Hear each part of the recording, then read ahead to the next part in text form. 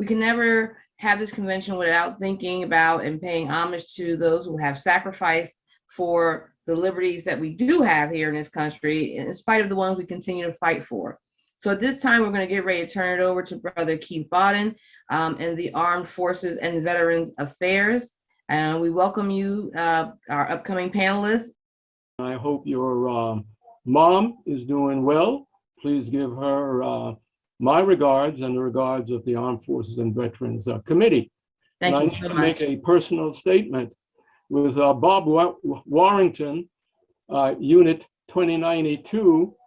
We don't need a personal lawyer. Bob is our personal lawyer all the time. So great presentation by Bob. Now, moving on, we have a lot on our agenda, and I see a lot of our hosts are here, our panelists and our speakers. So we're going to move right in. But first, let me just have a brief introduction. The Armed Forces and Veterans Committee is part of the national NAACP units. There are over 1,000 units, and there are over 2 million members. That's us. We are part of that volunteer group. Now, we have two responsibilities. The responsibility is to comply to the Constitution and also to comply to the NAACP rules and regulations related to the Armed Forces and Veterans Committee. And everything that's on our agenda today is in compliance to the national NAACP rules and regulations for the Armed Forces and Veterans Committee. So moving on, we're going to first, we're going to give a great credit to our tech team, who's just doing a tremendous job. And by all means, take furlough for 2 days to rest up. Great job, ladies and gentlemen. We're going to start off with opening prayer. I see Elder Judith Favors. She is part of the NAACP Newark branch, and she's also the host of the Veterans Twilight Service. And Elder Judith Favor, would you start us off with the opening prayer? Yes, let us bow our heads. Most gracious God, we come to say thank you. We thank you for this time and this opportunity. Father God, we ask that you ever bless every presenter on this section of the convention. And Father God, continue to bless our chairman of the Veteran Affairs. Father God, bless all the presenters that come forth. And Father God, continue to bless our state president and everyone that has been a part of this convention. Continue to keep us as we go forth to do your work. Greater works, greater works. And we ask that you continue to bless us as we do the works of the NAACP for our people, and continue to bless all our veterans. In Jesus' name I do pray. Amen. Amen. And would you care to tell us where you are right now? Are you still in Brooklyn on Buffalo Avenue and Eastern Parkway? Yeah, I'm over on Atlantic Avenue now as we speak, and I'm on my way home to get on the Brooklyn Bridge through the Holland Tunnel back to Newark. And thank you so much for this opportunity. Okay, and you see anyone that knows me and my wife, just say that those are the streets that we used to walk, and we're still walking the streets. You take care now, okay? Safe travel. Thank you. Now, we're moving on to the Pledge of Allegiance. John Smith, our 2017 Soldier of Valor, and also a past president of the New Jersey Newark NAACP. John is also a veteran on the front lines in Vietnam. And the last time I saw him, you were in a bed in a veterans hospital. Are you doing okay now? I haven't been in the bed in the veterans hospital for a while, so. Okay. That's the aging process. Okay. Right, yeah. Would you start with the Pledge of Allegiance, John? Yes, everyone, your right hand over your heart, please. Or salute. I pledge allegiance to the flag of the United States of America and to the republic for which it stands, one nation, under God, indivisible, with liberty and justice for all. Thank you. Thank you, John, for your past service and continued service for the NAACP. Now, Thank we're you. going to, any additional comments, John? No, just thank you for this outstanding presentation, and you're always on the front line when it comes to the benefits of veterans, and as a veteran, I appreciate, my family appreciates you. And I just want to say, John, you always win. You're always good groomed, okay? Just like in Thank the you. armed services. Thank you. We're moving on to the U.S. Capitol, January 6th, insurrection. Ruth Cordner of American Legion, Jersey City Post 419. And Ruth, are you still in Florida? No, sir. I'm in Jersey City right here. Okay, well, thank you for coming up. The weather's better here than in Florida. Oh, Please absolutely. continue, Ruth. And thank you it feels for your good to be service. home. Okay. Well, good afternoon. First of all, I really do want to thank the leadership of the New Jersey State Conference and, of course, Executive Chairman of the Armed Forces and Veterans Affairs Committee for this opportunity for me to speak and address my views on the January 6th insurrection. On January 6, 2001, our U.S. Capitol was violently attacked. The obvious intent of this assault was to overturn the 2020 presidential election by interrupting the counting of electoral votes. Clearly, the rioters consisted of U.S. citizens and residents, domestic terrorists. This was and still is appalling to see fellow Americans engaging in physical violence against police officers, vandalizing our Capitol, chanting to kill and hang elected officials, and take joy in trying to destroy our precious democracy. As a career civil servant and retired military officer, I found it infuriating to see a number of active and former military personnel participating in this horrific assault. For military personnel to knowingly obstruct law enforcement, engage in disorderly conduct, and physical violence against our Capitol goes against everything we stand for. First and always is our allegiance to the Constitution.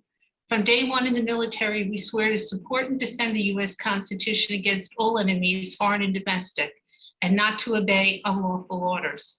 We serve the people of the United States. The January 6th assault violates that oath, the tenets of military ethics, and antithetical to the defense of the Constitution. It doesn't matter if you're active duty or a veteran, your entire life, we support and defend the Constitution. The 14th Amendment, Section 3 of the Constitution explicitly states that no person, civil or military, who have previously taken an oath to support the Constitution of the United States shall have engaged in insurrection or rebellion against the same. Our U.S. military brethren who willingly and knowingly participated in this assault did not support and defend the Constitution. They violated that oath they swore to uphold, and there must be consequences for their unlawful action. The U.S. civilian and military must consider the leadership example we want our future generations to emulate. For many of us, we saw the January 6th coup as an attempt incited by the former president who swore to protect and defend the Constitution as a treasonous act on U.S. democracy. His purpose was to overthrow our sacred election process. His compulsive dishonesty, racist behaviors, and the unwillingness of various sitting elected officials had led to continuing voter suppression laws in many states. I found that very upsetting. I'm sorry. It's very similar. It's like Jim Crow on steroids. I'm sorry. Military personnel are not authorized to participate in racist activities and attempts to undermine the Constitution. One of the most effective ways any civilian can defend our Constitution is to vote. For military personnel, it's to obey lawful orders and not follow a person who attempts to undermine the Constitution and destabilize equal rights for all. Our nation needs to move forward truly exercise liberty and justice for all, not to say it, but to truly do it. And again, we as Americans, we have an obligation to defend this country, and we have to determine what kind of leadership example we want the world and our generations that follow us to emulate. So I encourage all of you, I know you're doing it, go out there and make some good trouble. We need more. Thank you again for this moment to speak. I really appreciate it. Thank you so much, Sister Ruth. And I just want to say, I personally endorse your statement 100%. And the sentencing phase of the insurrection is now underway. Please keep us abreast of the issues and the situation, and have safe travels back to Florida, and looking forward to seeing you next weekend, okay? Thank you. Thank you, everybody. Now, we're moving on to Liberty State, we're moving on to Liberty State Park, and the president of the Friends of Liberty State Park is Sam Pessin. And how was the holidays, the holy holidays, Sam? Oh, and very inspiring, Brother Keith. Thank you. Okay, please go ahead. I thank you, Brother Keith, Chair of the committee, for this honor of speaking as a committee member. I'm the son of Morris Pessin, the father of Liberty State Park, which is a NAACP heritage park because of my father's anti-discrimination activism with the NAACP in the 1930s and 40s. Liberty Park is sacred public land because it is scarce, free and green, urban open space and urban nature in this crowded concrete area. And it's sacred because it's right next to the Statue of Liberty. The park provides major urban quality of life benefits. The pandemic has shown even more clearly that Liberty Park is an emotional health, mental health, spiritual, and physical public health resource. The park is our local and state treasure, enjoyed by a beautiful diversity of people.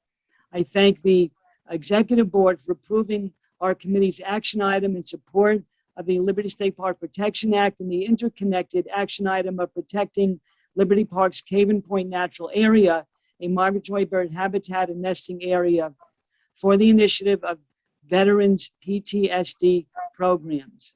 This natural area benefits hundreds of urban students annually for science, environmental education, and all who visit. Unfortunately, Liberty National Golf Course billionaire owner Paul Fireman's privatization plan is to privatize and destroy Caven Point to relocate golf holes for multimillionaires. He's been using contributions, lobbyists, falsehoods, and his phony front group with their vicious smear campaign to again kill the Protection Act in the legislature. The purpose of the Liberty Park Protection Act is to once and for all protect this entire park for future generations by ending decades of privatization threats, including the current one of the billionaire's public land grab. The essence of park history is uplifting. It's that the overwhelming majority, tens of thousands, have opposed privatization of this priceless land, no matter what money privatizers promised. The coalition to pass the Liberty State Park Protection Act has 111 local, regional, and statewide groups, and the petition, mostly gathering signatures virtually during the pandemic, has over 29,000 signers. I urge the Executive Committee to discuss and vote to join the Protection Act coalition on the right side of history to protect the park. It is unfortunate that President Smith has issued statements supporting park privatization and repeating the billionaires' lobbyists' totally false narratives about park history and the Essential Protection Act. So please support our urban backyard and America's park with the Liberty Park Protection Act. Thank you very much. Thank you, Sam, for carrying on the heritage of your dad, Morris Pessin. And I'd like to make one statement again. Liberty State Park is an NAACP heritage park founded in 1976 during those very difficult times of the closing of the Civil Rights Acts. And Morris was right up there. And next weekend, in my presentation, I will make an announcement that the NAACP Armed Forces and Veterans Committee will offer a life membership to Liberty State Park. And we'll also invite the supporters of Liberty State Park to join the NAACP. And we'll have more to talk about that during the week, Sam. Again, thank you for your continued protection of the heritage of the NAACP. And I might add that the Armed Forces and Veterans Committee, by proclamation of the New Jersey Executive Committee, we have a statement, a public statement on protecting this NAACP Heritage Park. Rick Robinson, he was going to be giving us an update on the July 4th killing of a U.S. Army veteran by Newton, New Jersey police. And by the way, as we speak, there's a rally going on, and he might be caught up in that. Okay, first I want to actually thank Chairman Bonin for inviting me to speak about the update regarding the senseless and cowardice act that has happened to retired Major for the U.S. Army, Gulia Dale III. We are on the way right now to speak at the second vigil for this young man. He was a hero. He has numerous awards. The thing that troubles me is the fact that they took this man's life in less than 7 minutes, as opposed to a matter that happened earlier this year in January, where another person who was a veteran and a police officer shot at the police twice and was afforded the resources of the county in Sussex County. This is troubling to me because two things. Mr. Green was white and was afforded a standoff. Retired Major Dale III is black. Ever since the George Floyd matter, I know of 8 situations where 4 black people have been shot and killed by law enforcement, as opposed to 4 white people who have been given 4-hour standoffs. So I am on my way to speak on behalf of the Newark NAACP and the state conference pertaining to the Veterans Affairs. I will let them know, legislators, senators, police, and the mayor, that we are not going to stand for this. We are going to fight with this family. Mind you, this is a good family. This is another reason why the Civilian Complaint Review Board is so important. You're not people, but you're actually killing people that suffer from a mental illness. So there's a number of fronts that need to be addressed. And again, I want to thank Yvonne, could you close the chairman for actually indicating to me that they're going to honor her, and we look forward to that. But I will keep the New Jersey State Conference, NAACP, and all the different branches abreast in terms of what happens here today. If anybody have any questions, please feel free to ask them right now. Yeah, I will add that if there are any questions, just put them in the chat box and we'll bring them up later. And Rick, Brother Rick, if you would give our condolences and continued support to the family of the deceased veteran. We'll have more on Veterans Day 2021, and they will be part of Elder Favor's 2021 Veterans Day program, and we'll talk more about that later. So again, safe travels to the area where the support is taking place. And thank you again. Now we're moving on to the incarcerated veterans. Kathleen Witcher, president of Irvington NAACP branch. And again, I mentioned her husband was a 2020 Soldier of Valor, New Jersey Soldier of Valor. Sister Wetcher. Good afternoon, NAACP. I'm glad to bring some updates, and I cannot be the voice of those incarcerated, but I could at least talk about some of the situations reported to me recently. We know that there are 4,000 incarcerated veterans in New Jersey, and talking about numbers, that represents about 30% of the self-identified military personnel who are incarcerated in the state, as compared to the 8 to 10% rate of incarcerated military in the United States.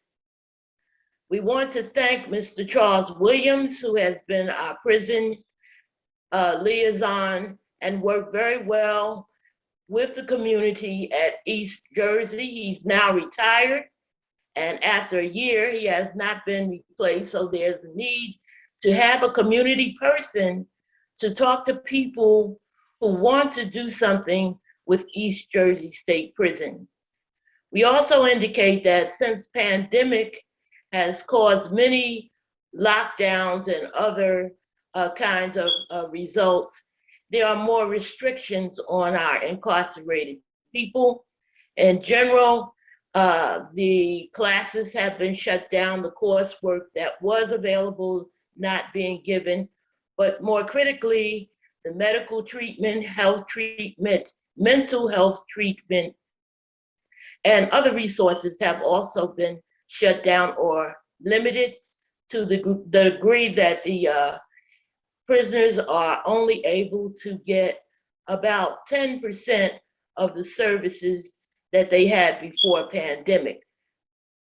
We look at the exchange of leadership in the incarcerated veterans at East Jersey to prisoner Jackson. He is taking the place of Eddie Casco. And in Eddie Casco's predicament, he was born in Nicaragua, but soon after, his family relocated to Jersey City in Hudson County. He received all of his education in the United States, having graduated from schools in Jersey City, and also pursued higher education. Eddie is currently facing hearings with deportation as he served out his conviction and was released from East Jersey State Prison.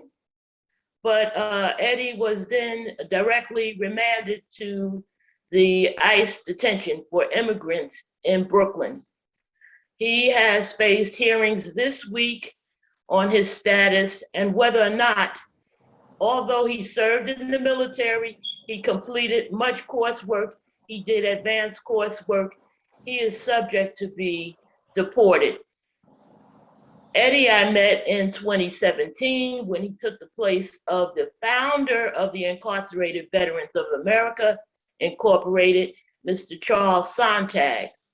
Mr. Sontag had accumulated about $1,100 to purchase computer equipment for the incarcerated veterans there at East Jersey.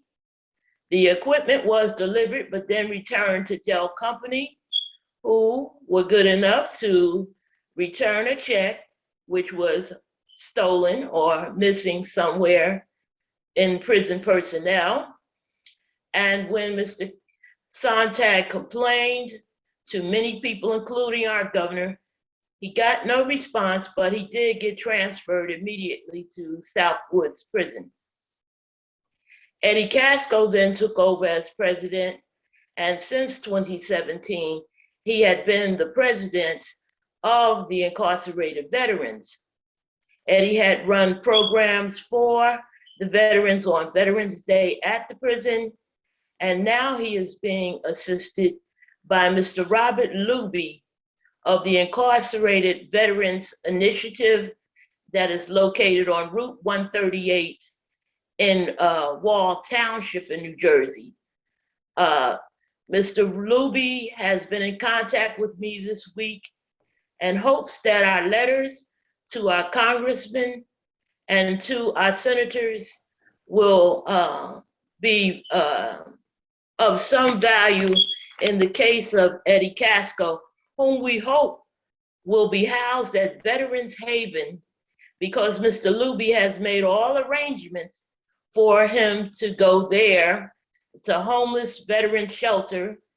And we feel that Mr. Casco can devote a lot more of his time there and then also continue his college education. So we wish Eddie Casco well, and we hope to give more updates on incarcerated veterans in the future. I want to share some information for the families of the incarcerated who may have been affected by COVID-19 and may be affected by housing situations, housing dilemmas, and possible tenant eviction. This is also a hotline that can be accessed for those who are landlords and those who did not get this information when Mr. Michael McNeil held his housing committee workshop yesterday. People may contact 609-490-4550. Repeating, 609-490-4550. That is the phone number for information and details for everyone facing either tenant eviction or problems with collecting rents, and that information from the Department of Community Affairs. Yep. At Sister, this point, Sister Kathleen, everyone must we need to move on. Can you put that telephone certification number in the chat box for everyone? And the takeaway that we have our national NAACP staff person, Sister Denise on, who's also a U.S. veteran. We are not satisfied with the national NAACP representation of incarcerated veterans, nor are we satisfied with the response that they have sent to our Sister Kathleen. So please, Sister Denise, please bring it to their attention. Thank you so much, Sister Kathleen. May I just add one thing? Okay. That the veterans and all of the prisoners receive detailed information about COVID-19 vaccines, but the vaccinations are not available yet. Thank you. Okay, thank you so much again, Sister Kathleen. We're moving on. Kelly Atkinson, Vice President, NAACP, New Jersey Unit 2092, Perth Amboy, and also a Vice President of the Montford Point Marines, which is a heritage organization of Black Marine soldiers. Okay. Good afternoon, everyone, and I just want to say I'm honored to be here today to talk to you about the Montford Point Marine Association and what we do. I am a Marine veteran, have served over 16 years in the Marine Corps, served during Desert Storm. As Mr. Barton has pointed out, I am also the first Vice President of the Perth Amboy Area Branch of the NJSC here in New Jersey, and I am the co-founder and Vice President of the New Jersey chapter of the National Montford Point Marine Association. We started this chapter in May of 2020, and we have been at work since then. Just to give a little bit of background about the Montford Point Marines and who they are and what it means. The Marine Corps was the last branch of the service of the armed services to integrate. They started accepting Black men in 1942. So from 1942 to 1949, approximately 20,000 Black men went in. Of course, this was during World War II. At the time, those Marines that joined thought they would be going to Paris Island, which everybody probably heard of. It's a very famous Marine Corps boot camp. That's where I went to boot camp at. Unbeknownst to these men, they were being redirected to Camp Moffett Point in North Carolina because the governor of South Carolina, because of segregation, would not allow Black men to enter South Carolina to go to Marine Corps boot camp, and the Marine Corps went along with that. So they sent them to to North Carolina, Camp Mosfet Point, which was really the garbage dump for Camp Lejeune, North Carolina. The first men to set foot on the base actually had to build it out. And we're talking about, wood hatches that they lived in with coal stoves and things of that nature. But the first men to arrive actually built the camp out. These men went through boot camp, all the rigors of boot camp, not being allowed to go out in town because you were a Black man. These Black Marines couldn't go off base unless they had a white Marine with them. So they were living, and we all know the history of this country, but these men went forth and with the ideal that they could prove that they were worthy, not just for them, but for everyone. The Marines served in several of the battles of the Pacific, primarily Saipan, Okinawa, so over 2,000 Black Marines served there in a combat capacity. I mentioned Saipan and in several other battles in the Pacific. After World War II, the actions of these Marines led to the desegregation of the Marine Corps. So that's the history of these Marines. So what I want to say to everybody that's watching this today, if your father, your grandfather, your uncle, your neighbor, if there is someone in your family, if there's a Black man in your family that was a Marine and served in World War II, he's entitled to the Congressional Gold Medal. In 2012, President Barack Obama and the United States Congress awarded the Congressional Gold Medal to all the men who went through Camp Mosfet Point. So our mission as an association, the primary mission is to find these Marines, to find their families, because all of the Marines are now in their 90s now. According to a count that's a little bit unofficial, probably nationally, there are only about 200 of them still alive, if you go by the average age of these Marines. So what we do is, one of the things we do is go out and find these Marines, find their families, and then present the Congressional Gold Medal to them. We present a full military ceremony. Sometimes it's done in a nursing home. Sometimes it's done at the VA hospital. And then sometimes, if that particular Marine is, at home, then we do a full event. On Father's Day of this year, we presented a gold medal ceremony in Morganville to the Marines family. And just on August 1st of this year, we presented the Congressional Gold Medal to the family of Janice Harris Jackson, who's also a life member of the NAACP. And some of you might have seen that on the news. It was featured on News 12 New Jersey. We had over 60 family members there. We put on a full ceremony. It was a phenomenal event. So I'm going to quickly put something in the chat if I can. It's information on how to contact me and contact our organization. If you want more information, also in the chat, I put a link to a video. It's a 2-minute video. I know that, everybody likes to see. So it's a 2-minute video. If you go to www.mosfetpointceremony.com, and that information is in the chat, you can watch this video, really understand what we're doing. Our website is www.njmpma45.org. That's in the chat.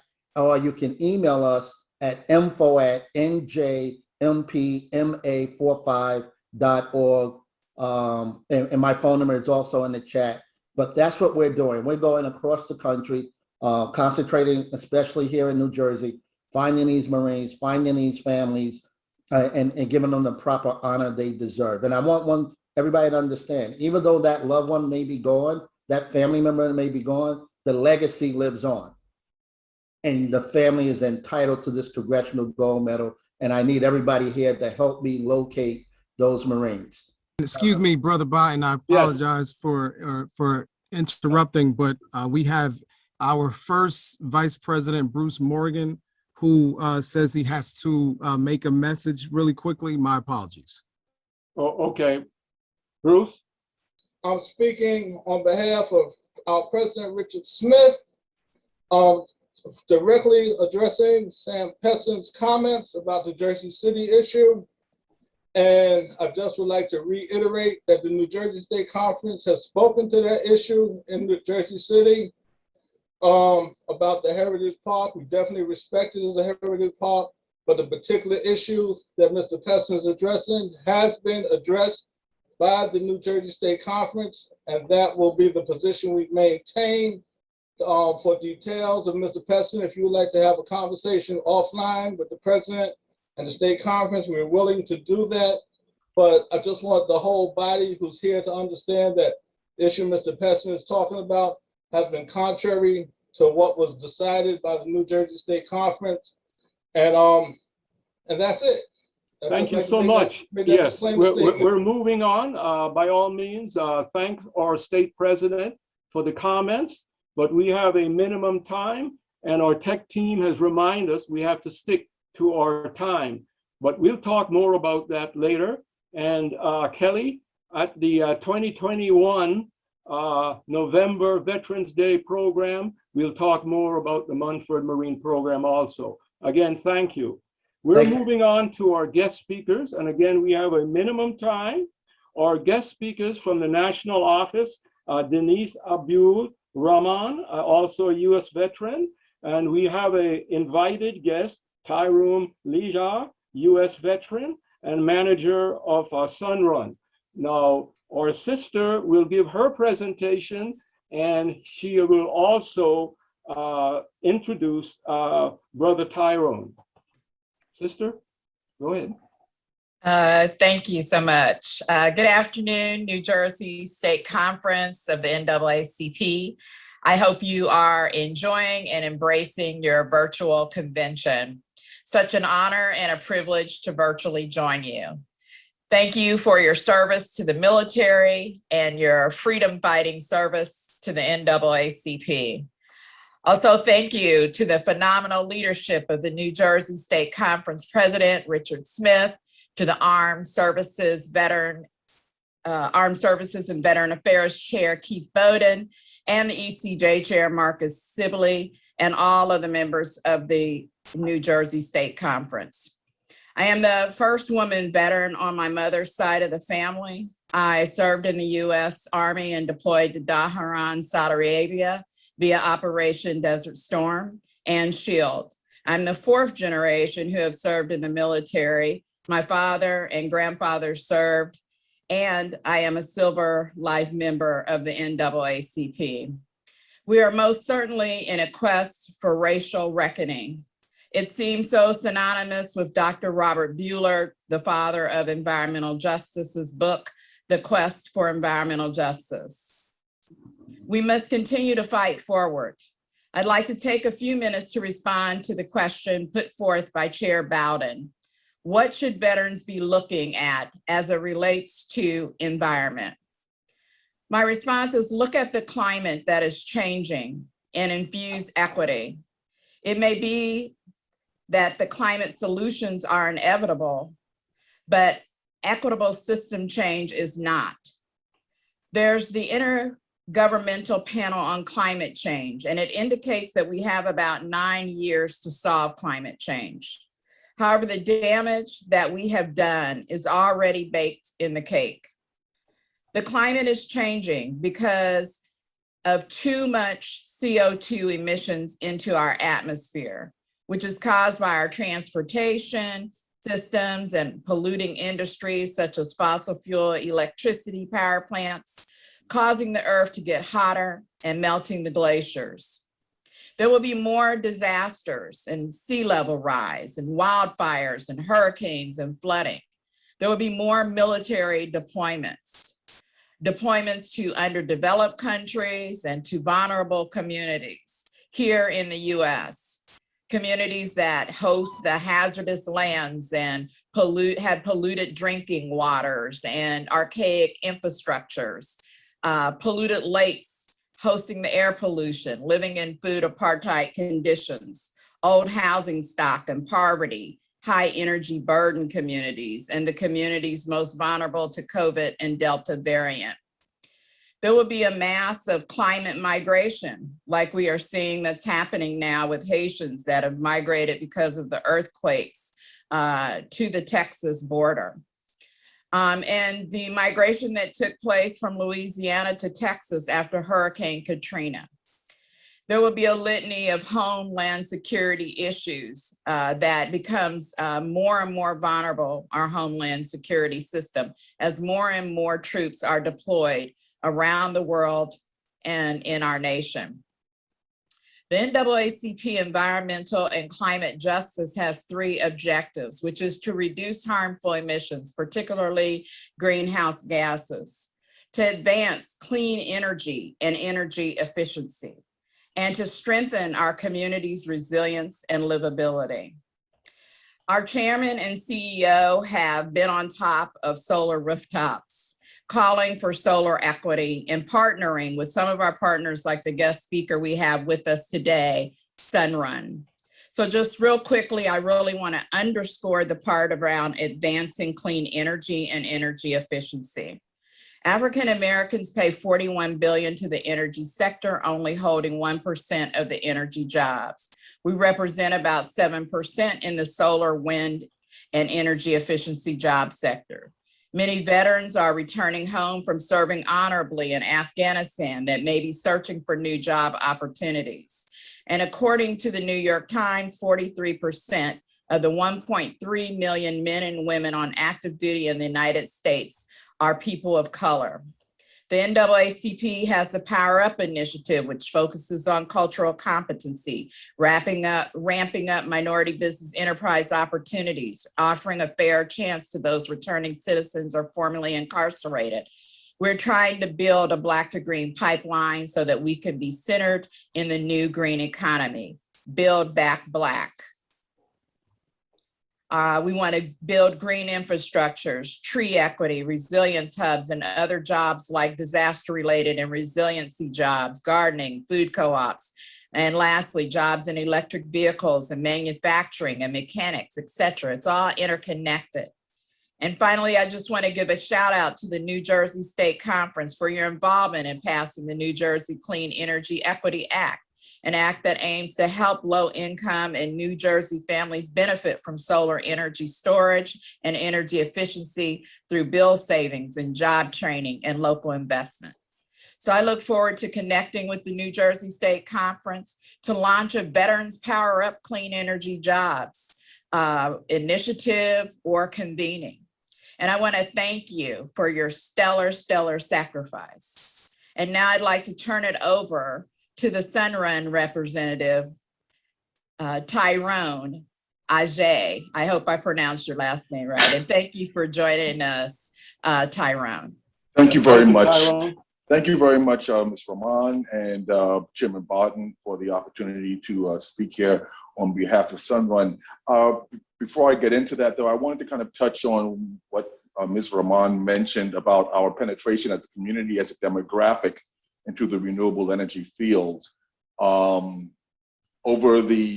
years, over decades, over long periods of time, our demographic has not exactly penetrated a lot of the revolutions that have taken place, whether it be the industrial, whether it be the computer or IT revolution, and other revolutions of that type. And so here we have now an opportunity to have more of a presence in a growing industry, and that is the renewable industry, and in particular, the solar industry. So with that being said, I kind of want to just give you a brief background. I am a manager with operations training at Sunrun. I've been there for about 6 years. Let me give you a bit of a background about Sunrun. Sunrun came to existence in 2007. They came to existence as what we would call a third-party ownership organization. Essentially, somebody or another company would sell solar to a homeowner, another company would install it, and then Sunrun would then purchase that power purchase agreement and or the lease agreement. But over time, they begin to evolve. And this has been the story behind Sunrun. Eventually, they purchased a part of another solar company called Rex Solar. So they purchased what we call in the industry a solar integration portion. So then that allowed us to actually directly install solar. And then we incorporated a sales portion. So now we were able to offer a full service from beginning to end, in solar. But then things have changed again, and our company as a business has moved or is moving on from that image of, solar installers getting panels on a roof. And that's with the advent of energy storage and or batteries. Batteries have changed a lot of things. As Mr. Rahman had alluded to, what the batteries allow is capacity storage of clean energy, and that clean energy can be discharged in lieu of what they call peaker plants. These peaker plants are normally located in low-income areas of color. The pollutants that they kick out because they're highly inefficient can directly affect the community health, and so on and so forth. So as a company, we are now moving into that energy storage realm. And then also that also changes our relationship as it pertains to the utilities in neighborhoods, where at one time utility companies were, shall we say, competitive, in some cases contentious, and maybe even in certain cases adversarial with regard to rooftop solar. Our ability to store energy now, to store clean energy, has now put us into the role of actually being an energy supply company, because we have access to energy on demand. So essentially that is what Sunrun is becoming and moving forward in the future. In addition, we have the EV market, the electric vehicle market, which is really beginning to peak, and all this is going toward a cleaner environment. Now, about Sunrun. So to kind of give you an idea of the occupations that are available at Sunrun, what I'll do is that I'll kind of go through a beginning to end process of sales to installation. So at the very beginning, salesperson goes to a homeowner's home. Homeowner is interested in solar. They take a look at the home. The homeowner mentions, what they want to do. Do they need energy storage, so on and so forth. They sign the agreement. That then goes to a site audit team. That site audit team will then fly drones over that home to determine if the home is properly situated, is in good shape, is a roof of proper age, and so on and so forth. Is the electrical panel, or rather, does it require upgrading, things like that. From there, it goes into engineering, goes into design, it goes into review within the branches itself. So within review, we have the people in the branch who are looking at it, the branch manager, the construction supervisor within that branch, and then we have permitting, and then we have installation coordination. And so there are a number of things that take place from beginning of the sale to the installation. And so as we go along, we finally get to that installation part. So that installation normally comprises of a foreman, a lead, an electrician, and a roof person. They'll go to the home, they'll install it, mechanically attach some solar panels to the home, run the electrical, and then interconnect with the grid, okay?